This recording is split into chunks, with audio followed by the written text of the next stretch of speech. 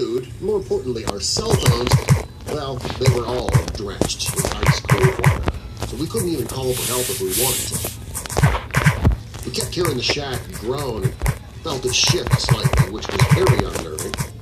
We were worried. I mean, it was daytime now, meaning the temperature would rise even further.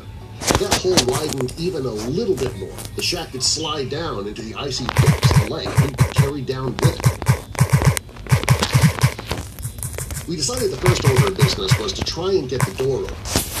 We discussed beforehand what the best way to approach it would be, and the shack was no longer straight. It was submerged mainly right where the door was, and it looked like the edge of the hole was tight against it. Well, we didn't want to push too hard, lest it crack the ice even further, because the hole could widen and swallow up the entire shack in an instant. We didn't want to put any extra weight on the shack's floor either. So we reached one of our fishing nets and used the handle of it to try and push on the door, which wouldn't budge. More concerning was the shift we felt when we did it, so we quickly abandoned that idea. We both flopped back down onto our bunks and tried to brainstorm a way out of this crazy situation. We couldn't call for help, couldn't even see outside to see how far the lake was, and we didn't even have any food handy. We knew where our backpacks were, though, under the water, so we used the net handle again to try and reach underneath and hook one of the bags. We tried that for hours, but soaking wet, the bags were just too heavy. They kept sliding off the handle back into the water with a splash. Almost giving up, we finally were able to pull Dan's bag out. We brought some freeze-dried camping meals that just needed hot water. Obviously, that was not something we had access to, so we had some much undercooked chili and stir-fry for dinner. Yeah. We were grateful when the night was over. At least then we know the temperatures would be dropping, so we could relax for a little bit. Needless to say, we did not sleep well that night. Every sound made us jump. Although we knew we were the safest we'd be at night, when it was colder and the ice would refreeze a little, it was still not relaxing in the slightest. It wasn't until the third day that we finally got out of that shack. We'd woken up to the sound of an engine and started yelling and screaming for help. But by that point, the shack was even more submerged and it seemed to be hooked on one side of the hole. Good thing, too, because otherwise it would have sunk straight down. The truck was full of young guys on a bachelor party camping trip. They called 911 for us, and we were rescued within an hour of them spotting us. After that, I decided my days of flirting with danger were over, and no one was more happy to hear that than my mom.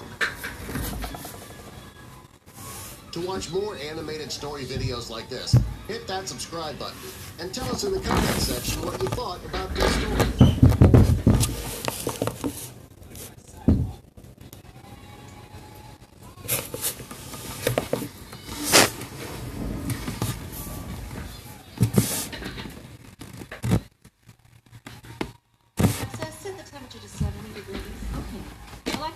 Set the temperature to 64 degrees. Okay. Alexa, set the temperature to 70 degrees. Okay. Alexa, set the temperature to 64 degrees. 70. Please. My name is Pedro. I'm 16 years old, and you ever found out something about someone close to you that just made you question your entire existence? Well, I just found out something like that, and it shocked me to my core. I grew up in a big city, like a lot of other kids. My mom and dad weren't much different than other moms and dads. At least I didn't think so at the time. My mom's name is Angelica, and she's the most beautiful woman I've ever seen. It kind of seems strange that I'm saying that about my own mother, I know, but when you saw her, you'd understand. She has long, jet black hair that hangs all the way down her back. It's so thick, it's the kind of hair that looks like you'd get your hands stuck in it. She's medium height and a medium build. Not fat, not skinny, just medium. She has the straightest and whitest teeth you'd ever see. And she's got the kind of smile that warms you to your heart. My dad's name is Jorge, and I don't have as much to say about how he looks. Basically, he's just like an average dad. I know my mom's looks caused a lot of problems with my dad. He used to get so mad when we'd go out and other men would stare at her. It happened a lot, too. And my mom seemed oblivious to it. But my dad and everybody else, they sure noticed. My dad tried to keep his jealous side to himself, but I knew it was there.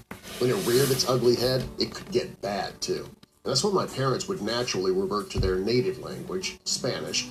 Otherwise, they'd speak English because they wanted to fit in, improve their language skills, and made me as fluent and natural-sounding as possible. I'd been born in the States, but my parents had come here from Colombia many years before. When I asked them why they left Colombia, their answers were always a little mysterious and vague to me. They'd prattle on about safer streets, better-paying jobs, but I got the idea that there was something more to it than that. One day I was going through some boxes in the attic. I was looking for pictures of when I was a little kid for a school project. It was one of those fun projects where everybody's supposed to bring a baby picture and they're supposed to try and guess who the baby is in our classroom. Well, I was having a hard time finding one, so I ventured upstairs to keep searching for something. I was in the attic for ages, and I kept getting distracted by other cool, interesting things I'd find. Old Christmas decorations, toys I used to love when I was younger, old craft projects I'd made when I was little that Mom and Dad decided to keep, dress-up clothes, pretty much everything you'd imagine finding in the attic of an old house. I was wondering why a lot of the things were even up there. I mean, so much of it seemed like old junk and broken furniture, there was really no need to keep it. I found a trunk of old clothes that really made me laugh. They were women's clothes, but they weren't like anything my mom wore. First of all, they were really big. Second, they were really bright and flashy, not at all what my mom's taste of. And there was even a whole bunch of feather boas.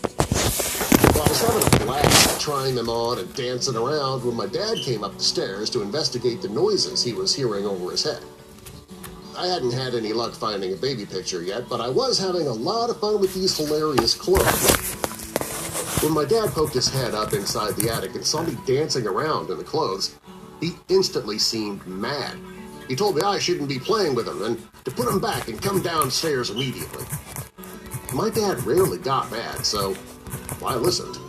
I quickly collected all the clothes back into a pile and was going to put them back in the big wooden trunk when I noticed 2 pieces of paper at the bottom. I reached inside and pulled them out. They were faded, so they were a little hard to read, but I was able to make them out well enough. They looked like they were name change certificates. I was confused, though, because it looked like one was confirming a name change from Angelica to Jorge, and then the other from Jorge to Angelica. What? I had no idea what to make of that. I shoved all the clothes deep into the trunk, slammed the lid, and I headed downstairs with the papers under my arm. When I walked into the kitchen, my dad was hunched over the table, fiddling with a flashlight. He was always fiddling with something, trying to fix it. I put the papers down on the table in front of him, and he just froze when he saw them. I could see he was trying to compose himself. He kept clearing his throat for some reason. I said, "I just found these. What are they?" It actually looked like my dad was covered in sweat.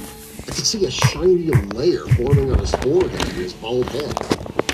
He gathered them up and said, "It's pretty personal. How about we talk about it when your mother's home?" Okay. And now I was really curious. I mean, what could possibly be so private or serious that they had to talk to me about it together? Well, I was in my room listening to music when I heard the front door open a couple hours later.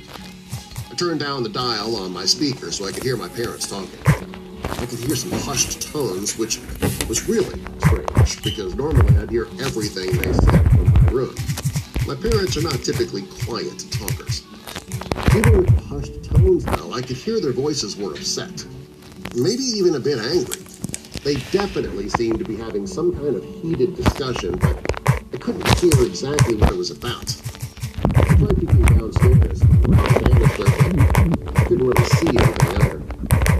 So I decided I just better be patient and wait. They'd eventually call me and have the talk with the two of them together. My dad always kept his promises, so when he said that we'd talk about it once my mom was home, I knew we'd be talking about it. Well, it took a while, a whole hour later, but I was finally called downstairs.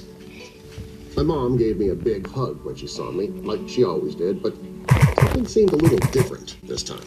It seemed like she was hugging me tighter. I actually had to pull back. Mom, let go. You're squashing me today. She laughed awkwardly and sat down at the table where the two forms were sitting right smack in the middle of the table.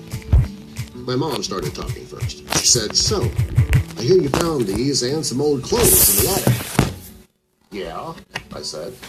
"I found a bunch of your old clothes, but they look like they'd be too big for you." "That's actually part of what we have to tell you, and it has a lot to do with these name change forms," my mom said. "The reason there are two forms for two name changes is that my name used to be Jorge, and your dad's name used to be Angelica." They both sat there, looking at me as if they were waiting for me to figure something out. "I don't get it," I said. "Why would you have a man's name and Dad would have a woman's name?" This time, my dad did the talking. "You remember how you had that talk at school about what it means to be gay or straight or transgender?" I did remember that talk. "Well, back in Colombia, your mom and I fell in love. We were young. Colombia's a different place than America. Things weren't as accepted as they are now, and definitely aren't as accepted there as they are here." I was still confused. What my dad said next rocked my world. He told me that when my parents met, my mom was actually a man, and my dad was actually a woman. He told me they fell in love like that, but then my mom realized she wanted to be a man.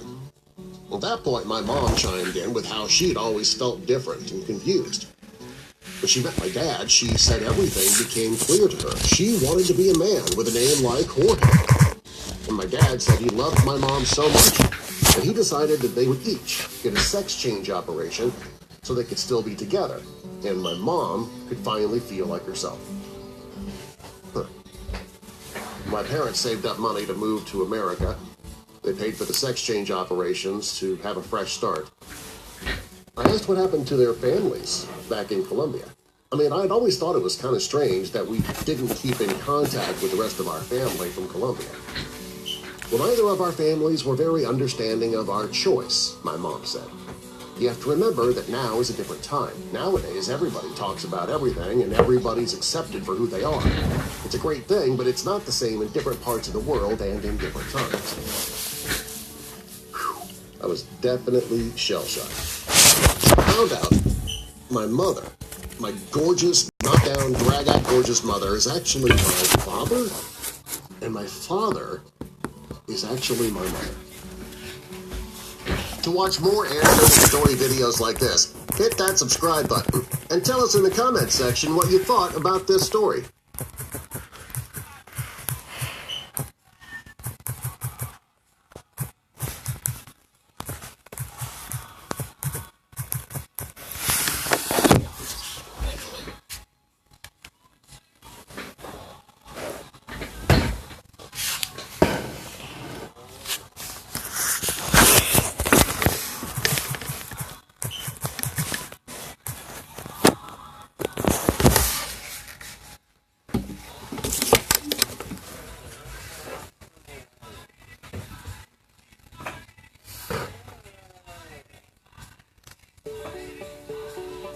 So you're hurt. Someone did something to you. They hurt you. You tried to forgive, but the pain is still there. You're stuck, but not alone. Forgiving others is hard. You might have tried to get help with counseling, conferences, books, and pastors. These work, but can be expensive, inconvenient, and you're still hurt. The Forgiving Path was made for people like you and has helped hundreds forgive. It is biblical, scientifically validated, and only takes 90 minutes. Unlike I manipulated my mom to divorce my dad. Growing up in my family was complicated. I mean, my brother was a handful. He started struggling with depression when he was 16.